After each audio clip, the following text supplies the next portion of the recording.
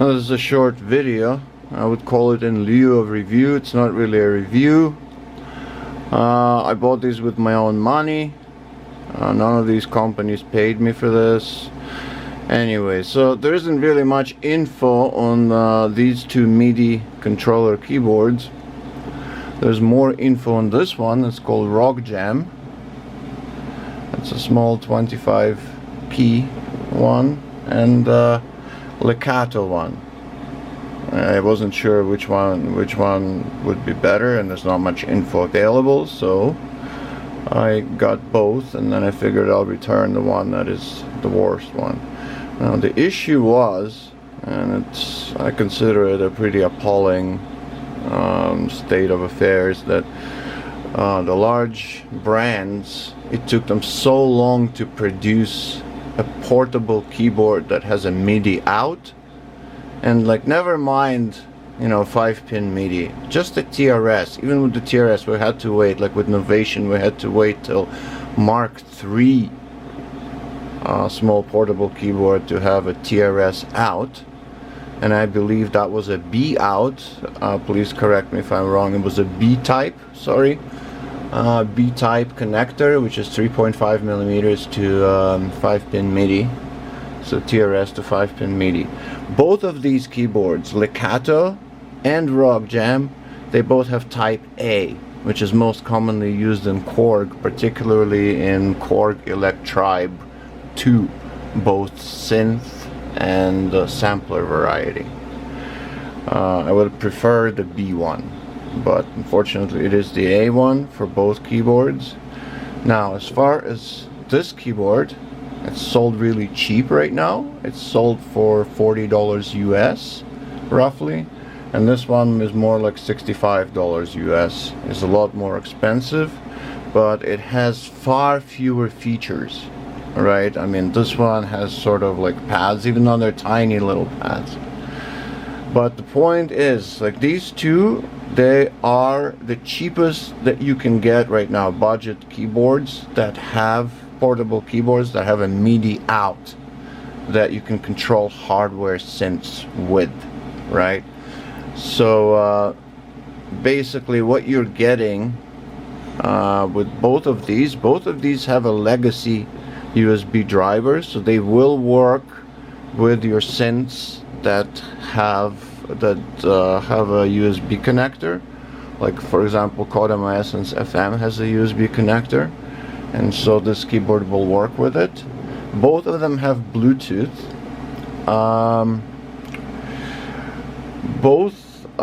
Basically the only caveat here is it's only got one port, so it's either or. It's either a MIDI out or it's a sustain pedal out, right?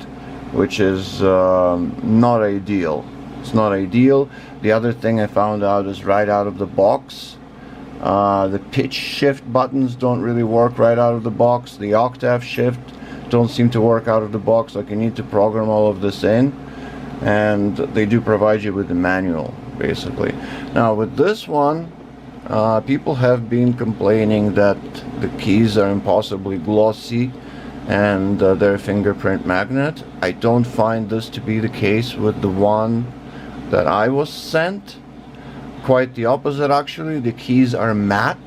They're this weird grayish, sort of grayish greenish khaki sort of color, and they're matte. They're so matte, in fact, that like there's almost no shine to them. Like, you can see shine obviously from the light here, but it's compared to something like this where it's like reflective.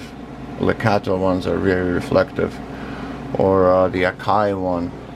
Like, of course, these are not at all fingerprint magnet. Now, of course, the Akai one that I have, it only has a USB out. It does not have MIDI out, either TRS or 5-pin at all. It only has a USB. So, of course, you know, I either buy an adapter for like host MIDI USB, or I have to get one of those keyboards. And basically with Lekato, here's the thing, right? When you're buying this one, the only thing you're really buying is the keys. the keys here are impossibly nice.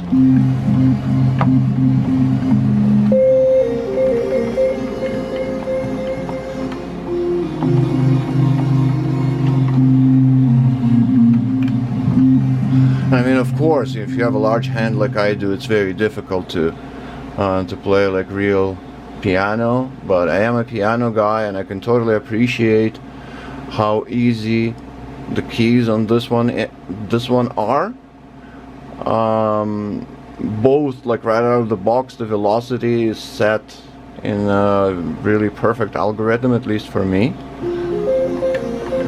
And you know, I couldn't get my hands off of it. Like I was totally, you know, compelled to keep playing it. You know, you could even play it like a flute, sort of.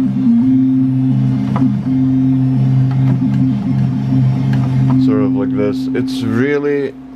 They're really, really nice keys. Not just like visually nice, but they're really nice in terms of being able to control them. Right, so that's all you're really buying.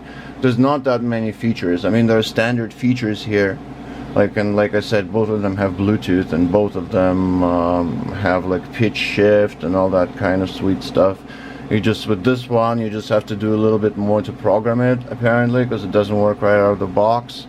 And with this one, everything works out of the box. There are a number of issues, and as I've been told, and as I found out, for example, these pads, and these are really tiny pads, they're pretty awful pads in terms of finger drumming. I mean, compare these to these. They're like, you know, 4 times the size, right? On a Kai MPK Mini Mark III. They're like twice the size. And then it's like, sometimes you just miss with your fingers, like using these ones. They're not very good at all, right? So, I mean, you get what you get for 40 American. You get these endless infinity, also called infinity controllers. Well, you get arpeggiator, you get your what's it called already? Sorry, I started forgetting my terms, basically. So anyway, so yeah, it has a little joystick just like a Kai. So you got, like with joystick, you got vibrato and you got pitch shift, right? Now the other thing I have to say is with this one thing that I found pretty appalling are the not the keys themselves, like, you know, these are playable, they're playable, but the problem is rather with the black keys. They're incredibly tight. They're so tight that I found it difficult to play chords fast. Like I really have to push in, and I wonder if this is something that will work itself out in the long run, or if it's going to continue on like this. But in any case, I think I'm going to return this one, because Lekato is definitely much nicer. And you know, I was also looking for really nice keys, because you know, I don't need it to just enter the MIDI notes. Like sometimes I do gigs and like I need something to play bass and melody with. So I generally use one portable keyboard to play bass and one to play melody. And I figured between Akai and Lekato it should do fine, because bass is played, you know, I play melody using my FM synth, and I play so bass using the using a hardware synth, basically. So you know, between the two keyboards, you know, I can use them just fine.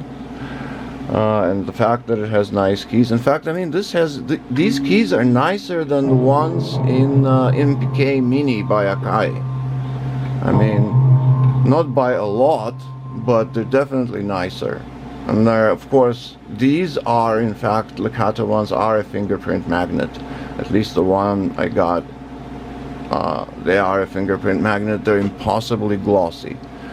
If you don't like that, then I guess it's not for you. I mean, it's not something I like, but you know, I'll put up with this just so that I can have really nice keys for playing, right? And these keys are definitely much nicer than keys on this one, even though these ones are a little bigger than the Lekato keys and the Akai keys. There's still, the black keys are really tight, and it's very difficult to play fast melodies, basically, and to play chords as well. It's not the best for it. Now, in terms of the display, the TFT display on this one is actually much nicer than the one on Akai. It's more detailed.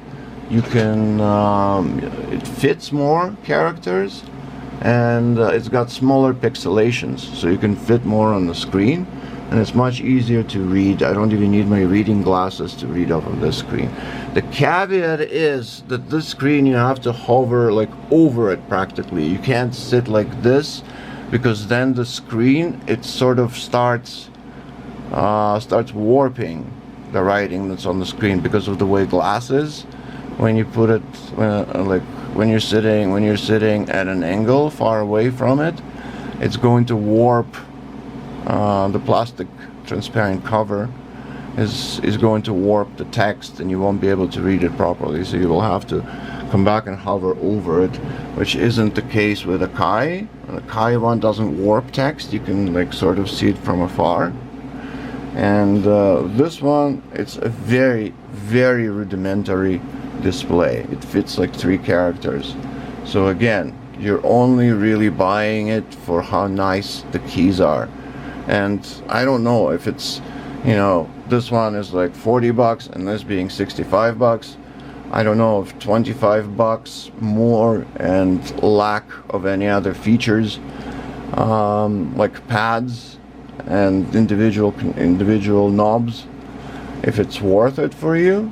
I mean, if it is, if you're a piano player like me and you prefer something that's like very easy to control, then you should definitely go with Lekato.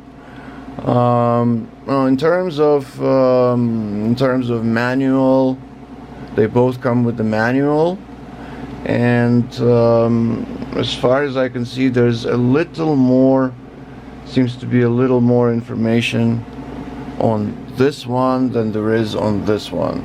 This is probably a new product. There is a Lekato one that's an older model. It looks like this one, sort of more like this one. Now I don't know what that one was like or how good it is, so I'm not gonna say much, but this one, the keys are absolutely superb. I mean, if you're a piano player, you're gonna love it. So if you want like a hardware synthesizer MIDI controller, portable hardware synthesizer MIDI controller, and you want fine control of keys with your fingers, and this is definitely one for you. If it's more for you than just entering MIDI notes, then you should definitely get this one. If you want more functionality, like pads, like individual knobs, and you're okay sacrificing how nice the keys are for these keys, then you should use this one. And if you're using it with a synth like the Electribe, the additional benefit of these pads, even though they're kind of crappy, is they are set on a different MIDI channel than the keys, and you can't, apparently, I haven't found any info on how to change them from channel 10. They're always in channel 10. However, with the Electribe, when you have it set up like this, you can actually connect it with just a 3.5mm headphone cable to the TRS MIDI in on the Electribe, and this way you have one channel when you play keys, which is a MIDI channel 1. You have another channel when you play pads, which is going to be track 10 on the Electribe. Sorry, the MIDI channel 10, basically.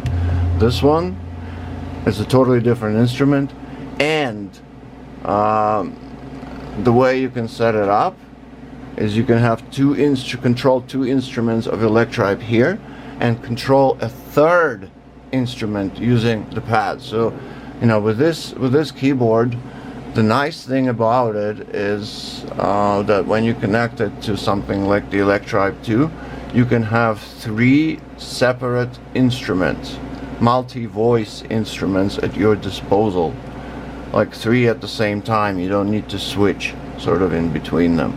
So between this keyboard and the Electribe, you've got 3 separate synthesizers,